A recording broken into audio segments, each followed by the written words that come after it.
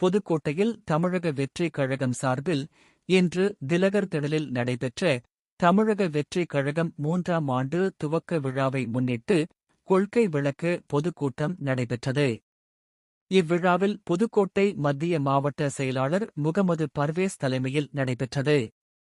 Nanjil Sampath, Rajmohan, Loyola மணி ஆகியோர் சிறப்புரையாற்றினர். இதில் தமிழக வெற்றிக்கழக மாவட்ட பொறுப்பாளர்கள் மற்றும் அக்கட்சியின் தொண்டர்கள் திரளாக கலந்து கொண்டனர்.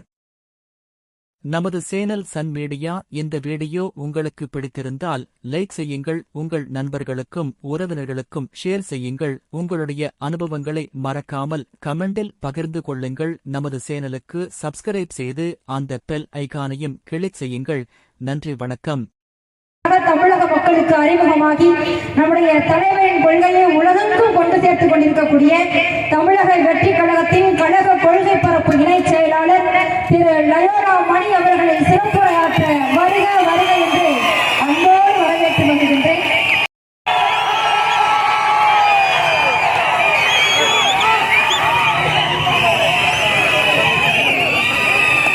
எங்கெல்லாம் அநீதி நடக்கிறதோ அங்கெல்லாம் என் கால்கள் பயணிக்கும் என்று சொன்ன சேகுவேராவின் வரிகளுக்கு இணங்க தமிழ்நாட்டில் நடந்து கொண்டிருக்கின்ற அநீதிகளை வீழ்த்துவதற்காக தமிழக வெற்றி கழகம் என்கின்ற கட்சியை உருவாக்கி இன்று மக்கள் விரும்பும் முதல்வர் வேட்பாளர் 3 மாதத்திற்கு பிறகு தமிழ்நாட்டின் முதலமைச்சராக அமர இருக்கின்ற தலைவர் தளபதி அவர்களை வணங்கி கழகத்திற்காக உழைத்துக் கொண்டிருக்கின்ற ஆற்றல் வாய்ந்த செயல் வீரர் கழகத்தினுடைய பொதுச் செயலாளர் மரியாதைக்குரிய ஐயா ஆனந்த் அவர்களை வணங்கி நாவால் நம்மை எல்லாம் கட்டி ஆண்டு கொண்டிருக்கின்ற, நம்மளை வசீகரித்துக் கொண்டிருக்கின்ற, அவருடைய பேச்சால் நம்மை அடிமையாக்கி கொண்டிருக்கின்ற நாவரசர், பேச்சாளர், பாசத்திற்குரிய மரியாதைக்குரிய கழகத்தினுடைய பரப்புரை செயலாளர் ஐயா நாஞ்சில் சம்பத் அவர்களுக்கும் கட்சி ஆரம்பித்த நாளில் இருந்து இன்று வரை திமுகவை கதறவிட்டுக் கொண்டிருக்கின்ற,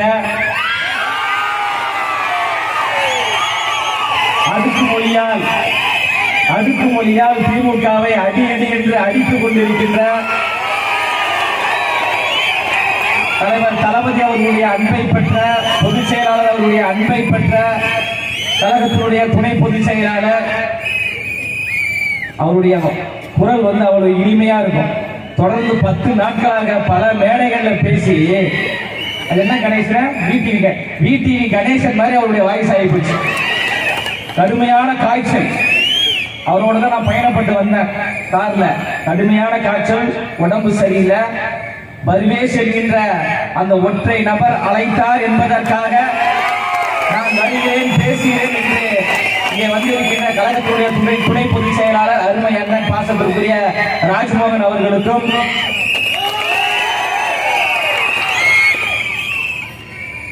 எந்த கட்சியிலுமே இவ்வளவு அழகான ஒரு மாவட்ட செயலாளரை காட்ட முடியுமா?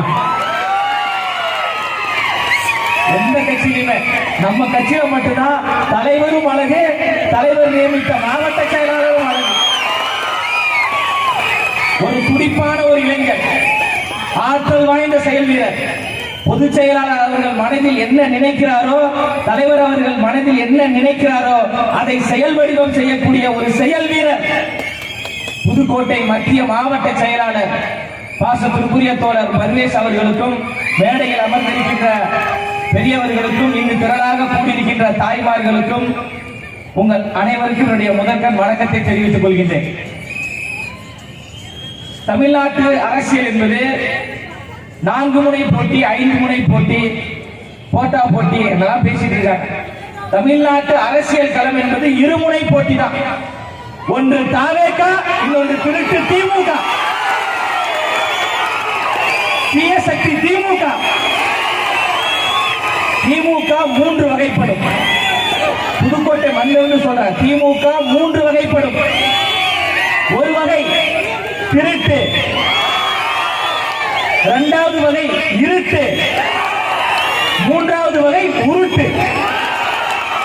சொல்லுங்க, திமுக எத்தனை வகைப்படும்? இந்த கூட்டத்தில் நிறைய திமுக கட்சியை சார்ந்தவர்கள் வந்திருப்பாங்க, ஸ்லீப்பர்ஸ் எல்லாம் ஆங்காங்கே நின்று நம்மளுடைய நிகழ்வை பார்த்து கொண்டிருப்பாங்க. ஆனா பர்வேஸ் அவர்கள் மீது எனக்கு ஒரு கடுமையான ஒரு கோபம். அண்ணன், ஒரு பொதுக்கூட்டம் இருக்கு வாங்க அப்படின்னாங்க. வந்து பார்த்தாலும் தெரிஞ்சு பொதுக்கூட்டம் கிடையாது, மாநாடு என்று மாநாடு போன்று கூட்டம்.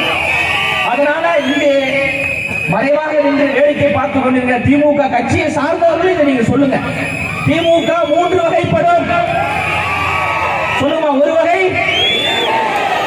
இரண்டாவது வகை, மூன்றாவது வகை. திருட்டு, இருட்டு, உருட்டு. இந்த 3 வகை கொண்ட திமுகவை தமிழ்நாட்டிலிருந்து விரட்டக்கூடிய ஒரே தலைவர் அண்ணன் விஜய் அவர்கள் தான். கூடும் கூட்டம் ஓட்டாக மாறுமா?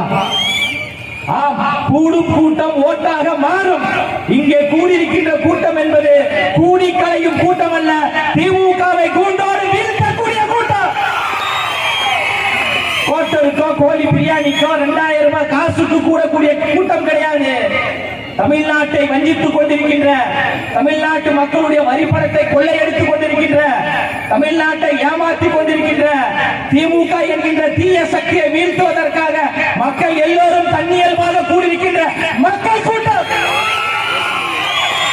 தலைவர் வந்து திமுகவை தீய சக்தின்னு சொன்னார்ல, சும்மா சொல்லல. தீய சக்தி மக்களுக்கு தீமை செய்ததால், மக்களுக்கு பொய்யை சொன்னதால், மக்களை ஏமாற்றியதால் தீய சக்தின்னு சொல்றாரு. இப்ப நம்ம யாராவது ஒருத்தர் ஏமாற்ற என்ன சொல்லுவாங்க? தப்பு பண்ணிட்டாப்பா, ஏமாத்திட்டாப்பா. இப்ப ஏமாத்துறவங்க திருடர் அப்படின்னு நம்ம சொல்லுவோம். அப்ப திமுக என்பது திராவிட முன்னேற்ற கழகம் கிடையாது, திருடர்கள் முன்னேற்ற கழகம். 75 ஆண்டுகளாக தமிழ்நாட்டு மக்களை சுரண்டி, தமிழ்நாட்டினுடைய வரிப்பணத்தை சுரண்டி, தமிழ்நாட்டு குடும்பம் நல்லா இல்ல, கோபாலபுரம் என்கிற ஒற்றை குடும்பம் மட்டும்தான் நல்லா இருக்கு. தன் பெண்டு, தன் பிள்ளை, வீடு, சம்பாத்தியம் இவையுண்டு, தானுண்டு என்று வாழ்பவன் சிறு கடுகு போல் உள்ளம் கொண்டவன். நான் கடுகு போல் உள்ளம் கொண்டவன் கிடையாது, கடல் போல் உள்ளம் கொண்டவன் என்று தமிழ்நாட்டை மீட்பதற்காக வந்திருக்கின்ற மாவீரர் தலைவர் விஜய் அவர்கள். நம்மளை எதிர்கொள்ள திராணி இல்லாம தான் பல அவதூறுகளை, பல நெருக்கடிகளை, பல பிரச்சனைகளை அவர்களாக உருவாக்குறாங்க. எவ்வளவு நெருக்கடிகள் வந்தாலும், எவ்வளவு ஒடுக்குமுறைகள் வந்தாலும் அதையெல்லாம் எதிர்கொள்ளக்கூடிய தலைவர் தான் அண்ணன் விஜய் அவர்கள். அவர் தமிழ் சினிமாவில் அவர் பார்க்காத பிரச்சனைகள் கிடையாது. அவர் முதல் படம் நடிக்கின்ற பொழுதே விமர்சித்தார்கள், இதெல்லாம் ஒரு மூஞ்சா, இந்த மூஞ்சை நம்ம தியேட்டர்ல போயிட்டு காசு கொடுத்து பார்க்கணுமா என்று விமர்சித்தார்கள். ஆனா இன்றைய காலம் தமிழ்நாட்டின் முகமாகவும், தமிழ்நாட்டின் முகவரியாகவும் அண்ணன் விஜய் அவர்கள் வளர்ந்திருக்கிறார்கள் என்றார். அவருடைய உழைப்பு, தமிழ்நாட்டின் கரிஸ்மாட்டிக் லீடர் புரட்சி தலைவர் எம்ஜிஆர் அவர்களுக்கு பிறகு மக்களால் நேசிக்கப்படக்கூடிய ஒரே தலைவர் அண்ணன் விஜய் அவர்கள். அதனால்தான் ஐயா ஸ்டாலின் அவர்கள் கூட தளபதியின் ரசிகரா மாறிட்டார். காஸ்டியூம் எல்லாம் மாறிடுச்சு பாத்தீங்களா? அதே வெள்ளை சட்டை, அதே காக்கி கலர் பேண்ட், அதே வாக்கு. ஆனா வரல அந்த மாதிரி அப்படியே நடந்து போறாரு. அதே மாதிரி துண்டை தூக்கி போடுறாங்க, கேட்ச் பிடிக்க முடியல. ஐயா ஸ்டாலின் அவர்கள் தமிழ்நாட்டில் ஒரே தளபதி அண்ணன் விஜய் அவர்கள் தான். இந்த டூப்புக்கும் ரியலுக்கும் நிறைய வித்தியாசம் இருக்கு. இந்த புதுக்கோட்டை மாவட்டத்தில் ஏராளமான பிரச்சனைகள். இங்க ஒரு அமைச்சர் இருக்காரு, இந்த மாவட்டம் சார்ந்தவர், ரகுபதி தானே அமைச்சர். அவர் சொல்றாரு, தாவேகா என்பது பாஜகவோட சி டீம் அப்படின்ற. நாங்கள் பாஜகவோட பி டீமோ, சி டீமோ, ஏ டீமோ கிடையாது. நாங்கள் தமிழ்நாட்டு மக்களுக்கான டீம், தமிழ்நாட்டின் மெயின் டீம். பாஜகவினுடைய ஏ டீமாக, பி டீமாக, சி டீமாக செயல்பட்டது திருட்டு திமுக. பிஜேபி என்கின்ற மதவாத கட்சியை, பிஜேபி என்கின்ற பாசிச கட்சியை, பிஜேபி என்கின்ற பிளவுவாத கட்சியை, பிஜேபி என்கின்ற ஒற்றுமைக்கு எதிராக இருக்கக்கூடிய கட்சியை தமிழ்நாட்டில் வளர்த்து விட்ட அயோக்கியர்கள் யார்? யாரு? திமுக. கலைஞர் அவர்களின் ஆசி பெற்ற சின்னம் தாமரை, திமுகவின் ஆதரவு பெற்ற சின்னம் தாமரை. எனவே தாமரைக்கு ஓட்டு போடுங்கள் என்று வீதி வீதியாக வெட்கமே இல்லாமல் அயோக்கியத்தனமாக மக்களிடம் ஓட்டு கேட்ட அயோக்கியர்கள் யார்? தாவேகா என்பது பிறப்புக்கும்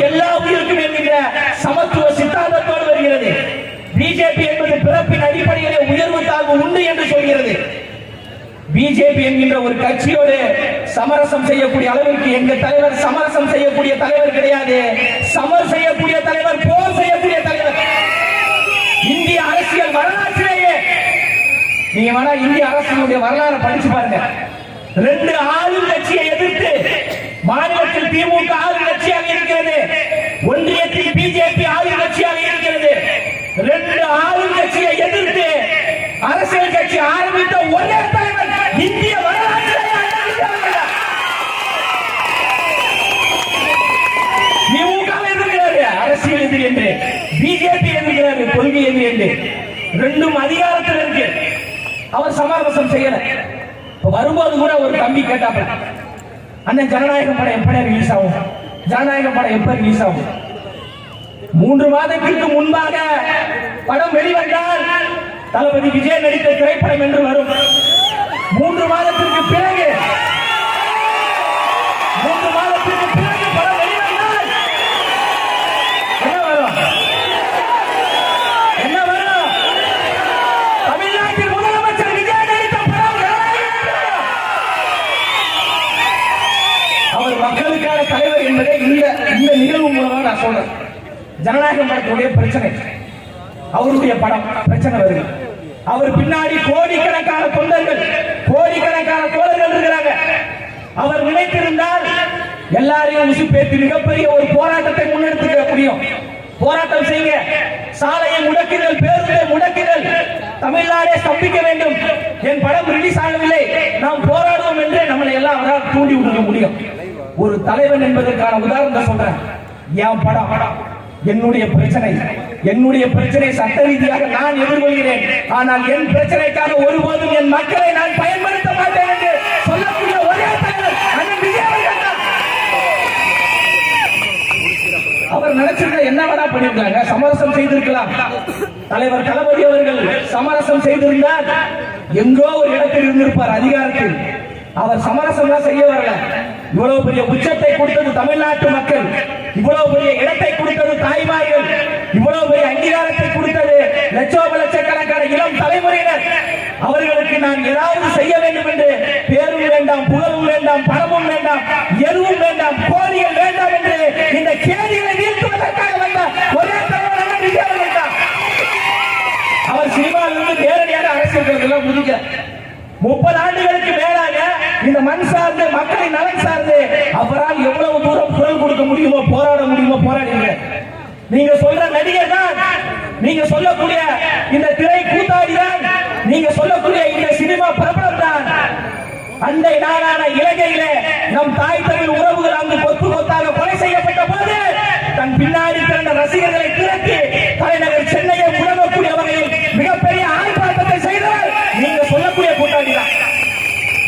தமிழ்நாட்டு மீனவர்கள் சிங்கள ராணுவத்தால் சுட்டு படுகொலை செய்யப்பட்ட போது அங்கே இறப்பவர்கள் எல்லாம் என் அண்ணன்மார்கள் பார்த்துக் கொண்டு வேடிக்கையாக இருக்க மாட்டேன் என்று நீங்க சொல்றீங்களே, இந்த சினிமாக்காரர் தான், இந்த கூட்டாளி தான் தன் பின்னாடி கிடந்த ரசிகர்களை திரட்டி நாகப்பட்டினமே வியக்கக்கூடிய வகையில் மிகப்பெரிய ஒரு ஆர்ப்பாட்டத்தை அவர் செய்தார். ஆர்ப்பாட்டத்தில் அவர் பேசுறேன். இதே சம்பவம் தொடர்ந்து நீடித்தால் உலக வரைபடத்தில் இலங்கை என்கின்ற ஒரு நாடு இல்லாமல் போயிடும் என்று துணிச்சலாக பேசிய ஒரு நபர். உங்களுக்காக வராது, நமக்காக வராது. 10வது நாள் தொடர்ந்து பேசியிருக்கோம். ஐயா நாட்டில் சம்பத் அவர்கள் தென் தமிழகம் முழுவதும் பேசுறாரு. அண்ணன் ராஜ்மோகன் அவர்கள் பல மாவட்டங்களில் பேசியிருக்கிறார். நான் பல மாவட்டங்களில் பேசிக் கொண்டிருக்கிறேன். எதற்காக பேசுறோம், ஏன் பேசுறோம்? தமிழ்நாட்டில் ஒரு மாற்றம் நிகழ வேண்டும் என்பதற்காக பேசுறோம். திமுக சொல்றாங்க 75 ஆண்டுகள் பவள விழா கொண்டாடிய கட்சி, இந்த கட்சியை யாராலும் வீழ்த்த முடியாது என்று சொல்றாங்க. அந்த பவள விழா பாப்பாவை வீழ்த்துவதற்காகத்தான் தமிழக வெற்றி கழகம் வருகிறது. சமரசம் இல்லாமல் வருகிறது. எங்கள்கிட்ட எந்த பயமும் கிடையாது. நாங்கள் கோடி கோடியாக மக்களுடைய வரி பணத்தை கொள்ளையடிக்கல, மக்களுடைய கிட்னியை நாங்கள் கொள்ளையடிக்கல, படிக்க வந்த பெண்ணை பாலியல் வன்கொடுமை நாங்கள் செய்யவில்லை, பெண்களுடைய திட்டங்களை கொச்சைப்படுத்தி ஓசி என்று பேசல. இதையெல்லாம் செய்து கொண்டிருக்கிறது திமுக. இந்திய நாட்டின் விடுதலைக்காக போராடிய தலைவர் ஜவஹர்லால் நேரு தன்னிடம் இருக்கக்கூடிய சொத்தை மக்களுக்காக கொடுத்தவர் ஜவஹர்லால் நேரு. மக்களிடம் இருக்கக்கூடிய சொத்தை தனக்காக கொள்ளையடித்தவர் திருச்சி KM நேரு. புரியுதுங்களா? சமூக நீதி மாடல், சமத்துவ மாடல்.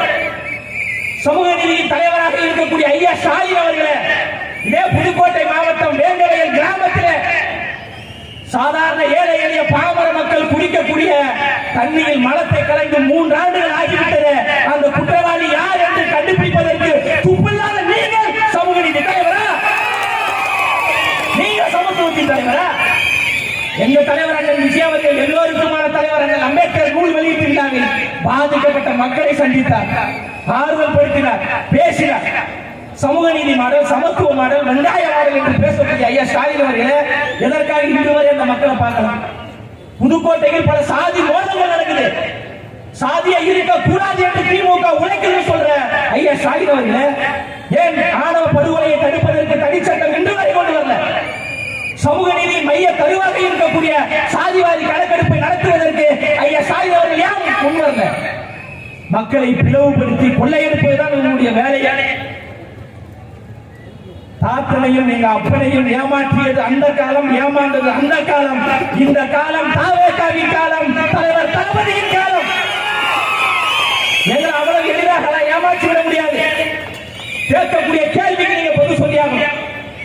இதே அமைச்சர் பேசுறாரு, ரகுபதி அவர்கள் பேசுறாரு, அமைச்சர் மெய்யநாதன் அவர்கள் பேசுறாரு. 2 அமைச்சரும் இந்த மாவட்டத்தை சார்ந்தவர்கள் தான்.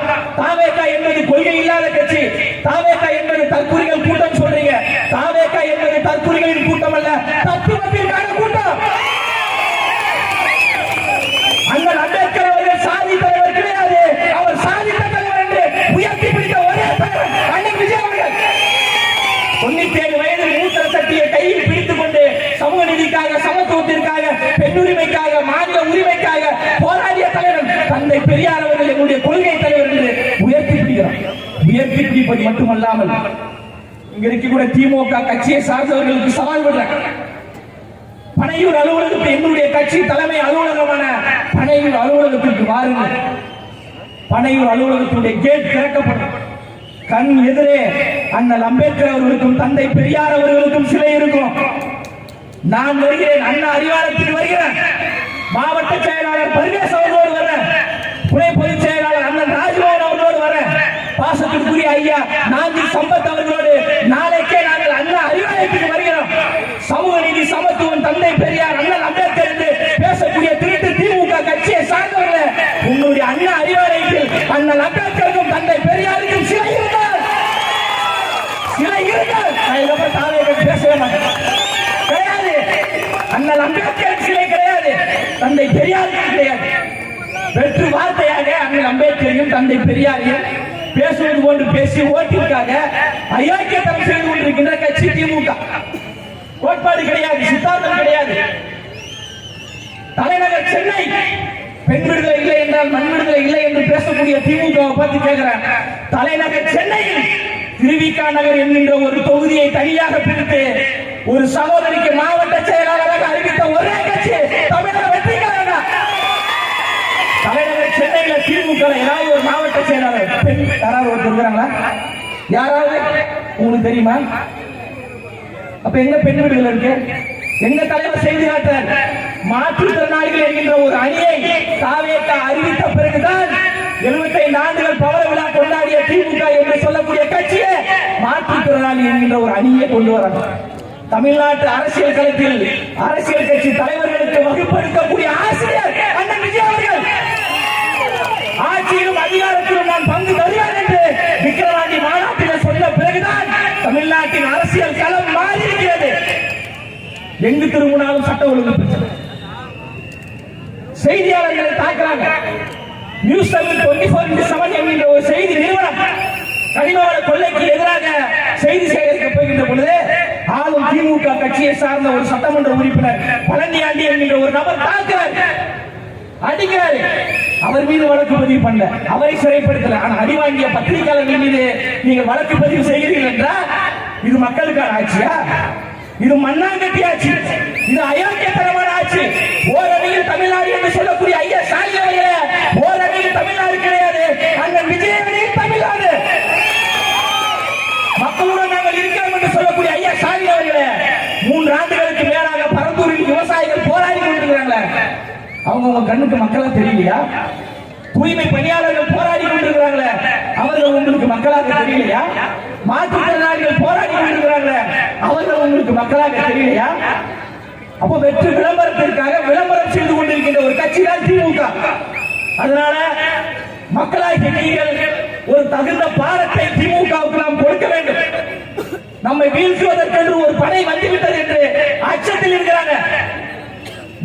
அவங்க பல அமைப்புகளை வச்சு கருத்து கணிப்பு நடத்துறாங்க. கரூர் பிரச்சனைக்கு பிறகு ஒரு கருத்து கணிப்பு நடத்துறாங்க. கருத்து கணிப்புல தாவேக முன்னணியில் சென்று கொண்டிருக்கு. எங்கெல்லாம் நெருக்கடிகளை கொண்டு வருகிறார்களோ அதற்கு பிறகு ஒரு கருத்து கணிப்பு எடுக்கிறாங்க. எல்லா கருத்து கணிப்பிலும் தமிழக வெற்றி கழகம் முதன்மையாக இருக்கிறது என்றால் மக்கள் சக்தி, அசைக்க முடியாத ஒரு சக்தி, ஆற்றல் வாய்ந்த சக்தியாக தாவேக வளர்ந்து விட்டது. இப்போது சொல்ற, இப்பொழுதே ஒரு சட்டமன்ற உறுப்பினர் வெற்றி பெற்று விட்டார். புதுக்கோட்டையில் ஒரு சட்டமன்ற வேட்பாளர் வெற்றி பெற்று விட்டார். 234 தொகுதியில் ஒரு தொகுதி உறுதியாகிவிட்டது. புதுக்கோட்டை தொகுதி உறுதியாகிவிட்டது.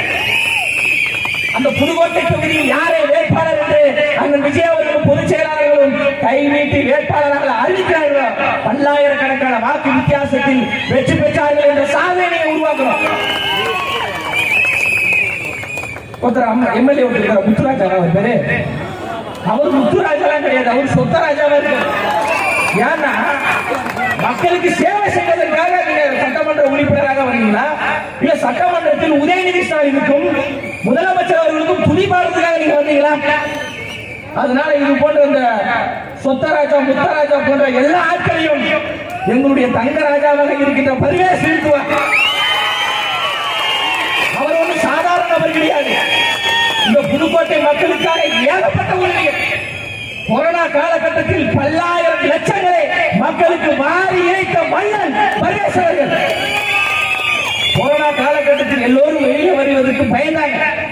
தைரியத்தோடு களப்பணி செய்த நர்ஸ், டாக்டர், தூய்மை பணியாளர்களை தேடி சென்று அவர்கள் எல்லோருக்கும் தங்கம் கொடுத்தவர் எங்களுடைய தங்கமாக இருக்கக்கூடிய பரிவேஷ் அவர்கள். மாற்றுத்திறனாளிகளுக்கு பல உதவிகளை செஞ்சிருக்கிறார். அவர் ஏற்கனவே மக்களால் வெற்றியை கொடுக்கப்பட்ட ஒரு நபர். அவர் ஒரு மாமன்ற உறுப்பினர். தலைவர் அவர்களுடைய வெறும் முகத்தை மட்டுமே மக்களிடம் காமிச்சு வெற்றி வாங்கி எங்களுடைய மாமன்ற உறுப்பினர். நாளைக்கு அவருக்காக எங்க தலைவரே பிரச்சாரத்தில் வரும்போது என்ன நடக்குன்னு நீங்க யோசிச்சு பாருங்க. பேப்பர்ல தலைவரின் முகத்தை காமிச்சே வெற்றி பெற்ற அவர் நாளைக்கு தலைவரோடு வருகின்ற பொழுது தமிழ்நாட்டிலேயே அறுதி பெரியார் வாக்கு வித்தியாசத்தில் வெற்றி பெற்ற வேட்பாளர் என்று வருவதற்கான வாய்ப்பு இருக்கிறது.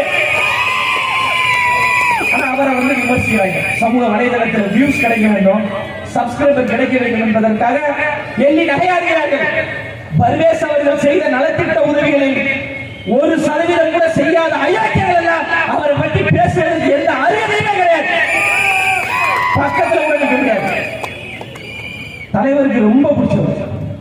தலைவர் பார்த்தாருன்னா பர்வேஷ் வாங்க அப்படின்னு அரவணைத்துக் கொள்வார். தாய் உள்ளத்தோடு எல்லாரையும் அரவணைத்துக் கொள்ள முடியுமா? பொதுச் செயலாளர்கள் என்ன நினைக்கிறாரோ அதை அப்படியே செய்து காட்டுவார். மிக இளம் வயது. பர்வேஷ் என்றாலே துணிச்சல், பர்வேஷ் என்றாலே துடிப்பு, பர்வேஷ் என்றாலே வேகம், பர்வேஷ் என்றாலே விவேகம், பர்வேஷ் என்றாலே அன்பு, பர்வேஷ் என்றாலே பாசம், பர்வேஷ் என்றாலே நேசம். ஏன்னா அவரோட நிறைய நாட்கள் பழகியதால நான் சொல்றேன். உங்களுக்கு அவர் பார்க்கறது சீரியஸா தெரியலாம்.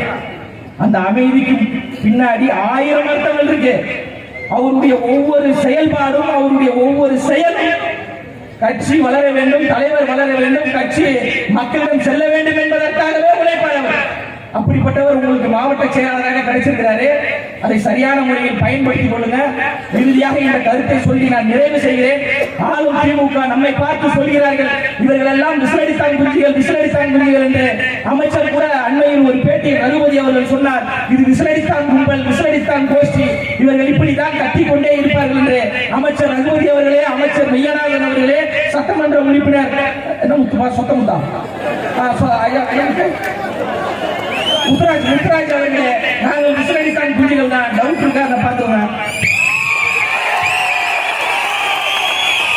நாங்கள் இன்னும் 3 மாதத்திற்கு தமிழ்நாட்டில் விசாரித்தால் குஞ்சுகளாகத்தான் இருப்போம். எங்களை போன்று யாரும் விசாரிக்கவே முடியாது. திமுக என்பது தீய சக்தி, திமுக என்பது அயோக்கிய சக்தி, திமுக என்பது மக்களுடைய பணத்தை கொள்ளையடிக்கிற சக்தி என்று அங்கு பொந்தெல்லாம் விசாரித்து வாய்ப்பு கிடைத்தால் ரகுபதி அவர்கள் இருக்கக்கூடிய சந்துகளிலும் வந்து நாங்கள் விசாரிப்போம். மெய்யநாதன் அவர்கள் இருக்கக்கூடிய தெருக்களிலும் வந்து நாங்கள் விசாரிப்போம். சட்டமன்ற உறுப்பினர் முத்துராஜ் அவர்கள் இருக்கக்கூடிய தெரு மட்டுமல்ல, அவர் வீட்டுக்குள்ளே வந்து அவர் காலையில் விசாரித்து வருகின்ற பொழுது குப்பை வண்டி வருமா, தாவேக்கா வருமா என்று விமர்சிக்கக்கூடிய அயோக்கியர்கள் நாங்கள் விசாரிக்கிற பொழுது குப்பை வண்டி வந்தாலும் சரி, தாவேக்கா வந்தாலும் சரி, மக்கள் கைகளில் கருப்பு கலர் கவரோடு டஸ்ட்பினோடு வருவாங்க. அந்த கருப்பு கலர் கவரும் டஸ்ட்பினும் திமுக என்கிற குப்பை, அந்த குப்பையை குப்பை வண்டியில் போட்டு ஊருக்கு ஒதுக்குப்புறமா